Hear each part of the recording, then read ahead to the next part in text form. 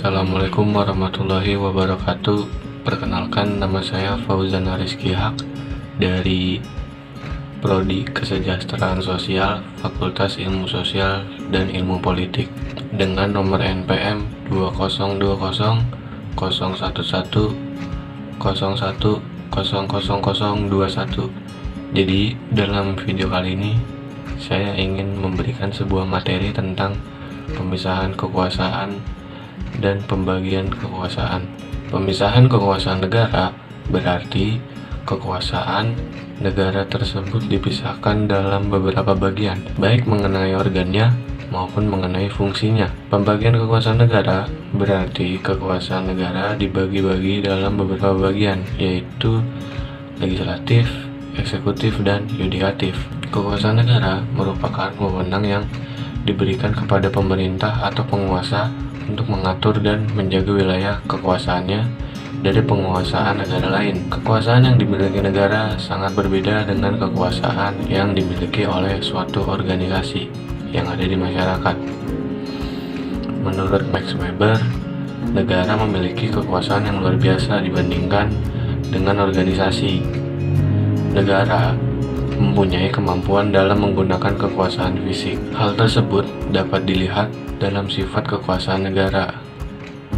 Misalnya, dalam kekuasaannya untuk menangkap, menahan, mengadili, dan memasukkan seseorang ke dalam penjara. Kemudian, berikut adalah beberapa teori kekuasaan.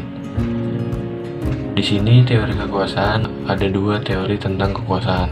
Yang pertama, teori kekuasaan yang bersifat fisik, di mana yang kuatlah yang berkuasa. Teori ini dianut oleh Machiavelli. Yang kedua, teori kekuasaan yang bersifat ekonomis, yaitu bahwa orang yang ekonominya kuat atau orang yang kaya yang berkuasa. Teori ini dianut oleh Karl Marx. Pemisahan atau pembagian kekuasaan berarti kekuasaan negara terpisah-pisah dalam beberapa bagian, baik mengenai organnya maupun mengenai fungsinya yang secara tidak langsung berjalan dalam satu sistem yang terstruktur. Berbeda dengan mekanisme pemisahan kekuasaan. Di dalam mekanisme pembagian kekuasaan, kekuasaan negara dibagi dalam beberapa bagian atau legislatif, eksekutif, dan yudikatif, tetapi tidak dipisahkan. Hal tersebut membawa konsekuensi bahwa di antara bagian-bagian kekuasaan negara tersebut dimungkinkan ada koordinasi dan kerjasama. Mekanisme pembagian kekuasaan seperti tersebut banyak dilakukan oleh negara-negara di dunia. Pemisahan kekuasaan tersebut dilakukan untuk menghindarkan tindakan kesewenang-wenangan negara. Menurut Profesor Jennings, pemisahan kekuasaan dapat dibedakan dalam dua arti, yaitu pemisahan kekuasaan dalam arti material adalah pemisahan kekuasaan yang dilakukan atau dipertahankan dengan jelas dan tegas dalam tugas-tugas kenegaraan di bidang legislatif, eksekutif, dan yudikatif. Kemudian yang kedua, pemisahan kekuasaan dalam arti formal adalah pembagian kekuasaan yang tidak dilakukan atau tidak dipertahankan dengan tegas. Profesor Dr. Ismail Sunni, SHMCL, dalam bukunya yang berjudul Pergeseran Kekuasaan Eksekutif berkesimpulan bahwa pemisahan kekuasaan dalam arti material disebut separation of powers atau pemisahan kekuasaan, sedangkan pemisahan kekuasaan dalam arti formal disebut division of powers atau pembagian kekuasaan. John Locke merupakan orang pertama yang mengemukakan teori tentang pemisahan kekuasaan negara. Dalam bukunya yang berjudul Two Treatises on Civil Government yang diterbitkan pada tahun 1660, John Locke membagi kekuasaan negara menjadi tiga fungsi, yaitu fungsi legislatif untuk membuat peraturan, kedua fungsi eksekutif untuk melaksanakan peraturan, yang ketiga fungsi federatif untuk mengurusi urusan luar negeri dan urusan perang atau damai. Ajaran John Locke tersebut berangkat dari pemikiran bahwa kekuasaan untuk menetapkan aturan hukum tidaklah boleh dipegang sendiri oleh mereka yang bertugas untuk menerapkannya. Maksud John Locke tersebut adalah untuk membedakan tugas dan kewenangan dari badan legislatif dan eksekutif agar tidak terjadi kewenang-wenangan. Sedangkan Montesquieu, seseorang filsuf berkebangsaan Prancis, dalam bukunya yang berjudul L'Esprit des Lois yang diterbitkan pada tahun 1748, menuliskan bahwa sistem kekuasaan negara dipisahkan menjadi 3 bagian, yaitu yang pertama, kekuasaan legislatif, yaitu kekuasaan untuk membuat peraturan perundang-undangan. Yang kedua, ada kekuasaan eksekutif, yaitu kekuasaan untuk menjalankan peraturan perundang-undangan yang dibuat. Kemudian yang ketiga, kekuasaan yudikatif, yaitu kekuasaan untuk mempertahankan peraturan perundang-undangan atau kekuasaan untuk mengadili. Isi ajaran dari Montesquieu tersebut didasarkan pada pemisahan kekuasaan atau separation of powers, yang kemudian dikenal dengan istilah trias politica, yang merupakan penyempurnaan dari teori pembagian kekuasaan yang dikemukakan oleh John Locke. Menurut Montesquieu, dalam suatu sistem pemerintahan negara, ketiga bagian kekuasaan tersebut haruslah benar-benar terpisah, baik mengenai fungsi, tugas, maupun mengenai alat perlengkapan atau organ yang melaksanakannya.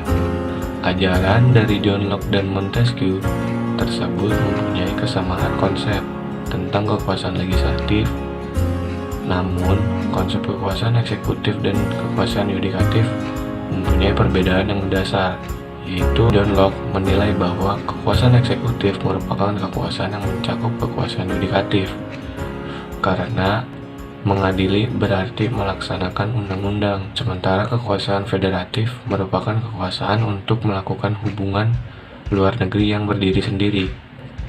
Sedangkan Montesquieu menilai bahwa kekuasaan eksekutif mencakup kekuasaan federatif karena melakukan hubungan luar negeri tersebut termasuk kekuasaan eksekutif, sementara kekuasaan yudikatif harus merupakan kekuasaan yang berdiri sendiri dan terpisah dari eksekutif. Dalam perjalanannya, pembagian kekuasaan sebagaimana ajaran dari Montesquieu lebih diterima dan banyak diaplikasikan oleh berbagai negara. Kemudian ada menurut Muhammad Kusnardi dan Hermaele Ibrahim dalam bukunya yang berjudul Pengantar Hukum Tata Negara, menjelaskan bahwa istilah pemisahan kekuasaan atau separation of powers dan pembagian kekuasaan atau division of powers merupakan 2 istilah yang mempunyai pengertian yang berbeda antara satu dengan yang lainnya. Pemisahan kekuasaan negara berarti kekuasaan negara tersebut dipisahkan dalam beberapa bagian, baik mengenai organnya maupun mengenai fungsinya, atau dengan kata lain, lembaga pemegang kekuasaan negara, yaitu lembaga-lembaga legislatif, eksekutif, dan yudikatif merupakan lembaga yang terpisah satu sama lainnya, berdiri sendiri tanpa memerlukan koordinasi dan kerjasama. Setiap lembaga melaksanakan fungsinya masing-masing. Contoh, negara yang menganut sistem pemisahan kekuasaan adalah Amerika Serikat. Kemudian, pembagian kekuasaan negara berarti kekuasaan negara dibagi-bagi dalam beberapa bagian, yaitu legislatif, eksekutif, dan yudikatif. Kekuasaan negara tersebut dibagi tetapi tidak dipisahkan. Hal tersebut berakibat bahwa di antara bagian-bagian kekuasaan negara tersebut memungkinkan untuk melakukan koordinasi dan kerjasama. Sistem pembagian kekuasaan negara ini dianut oleh banyak negara di dunia, salah satunya adalah Indonesia. Sistem pembagian kekuasaan di Indonesia diatur sepenuhnya dalam Undang-Undang Dasar 1945, di mana penerapan pembagian kekuasaan di Indonesia terdiri atas 2 bagian tanpa menekankan pemisahannya, yaitu pembagian kekuasaan negara secara horizontal dan pembagian kekuasaan negara secara vertikal. Pembagian kekuasaan negara secara horizontal adalah pembagian kekuasaan yang dilakukan pada tingkatan pemerintahan pusat dan pemerintahan daerah berdasarkan fungsi lembaga-lembaga tertentu. Pembagian kekuasaan pada tingkat pemerintah pusat mengalami pergeseran setelah adanya amandemen terhadap Undang-Undang Dasar 1945. Pergeseran pembagian kekuasaan tersebut adalah yang semula kekuasaan terbagi dalam kekuasaan legislatif, eksekutif, dan yudikatif berubah menjadi 6 kekuasaan negara, yaitu pertama, kekuasaan eksekutif. Kekuasaan eksekutif merupakan kekuasaan negara untuk menjalankan undang-undang dan presiden adalah pemegang kekuasaan pemerintahan menurut Undang-Undang Dasar 1945.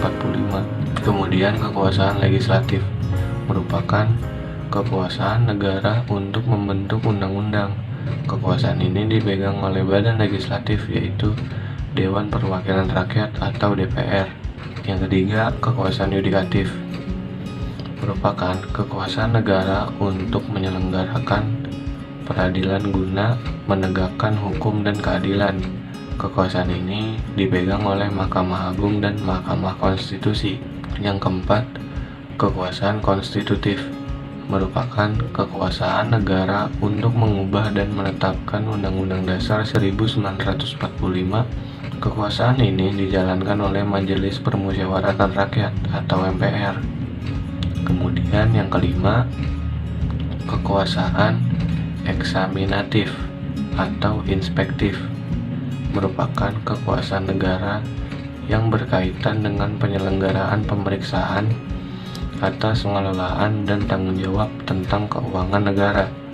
Kekuasaan ini dijalankan oleh Badan Pemeriksa Keuangan atau BPK. Kemudian yang keenam, kekuasaan moneter merupakan kekuasaan negara untuk menetapkan dan melaksanakan kebijakan moneter, mengatur dan menjaga sistem pembayaran, serta memelihara kestabilan nilai rupiah. Kekuasaan ini dijalankan oleh Bank Indonesia selaku bank sentral di Indonesia. Yang kedua, pembagian kekuasaan negara secara vertikal. Pembagian kekuasaan secara vertikal adalah pembagian kekuasaan negara berdasarkan tingkatannya, yaitu pembagian kekuasaan antara beberapa tingkatan pemerintahan seperti provinsi, kabupaten, atau kota. Sementara pada masing-masing daerah tersebut memiliki pemerintahan daerah yang diatur dengan undang-undang. Pembagian kekuasaan negara secara vertikal menyebabkan adanya hubungan koordinasi, pembinaan, dan pengawasan oleh pemerintah pusat dalam bidang administrasi dan kewilayahan. Pembagian kekuasaan negara secara vertikal muncul sebagai akibat dari penerapan asas desentralisasi atau otonomi daerah.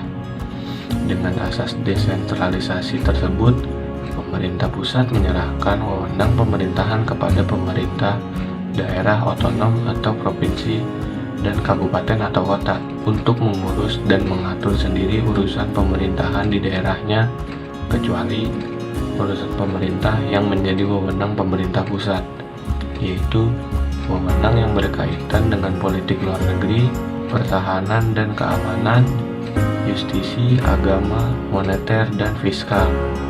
Jadi, kesimpulannya, perbedaan dari pemisahan kekuasaan dan pembagian kekuasaan ialah pemisahan kekuasaan berarti kekuasaan negara itu terpisah-pisah dalam beberapa bagian, baik mengenai organnya maupun fungsinya.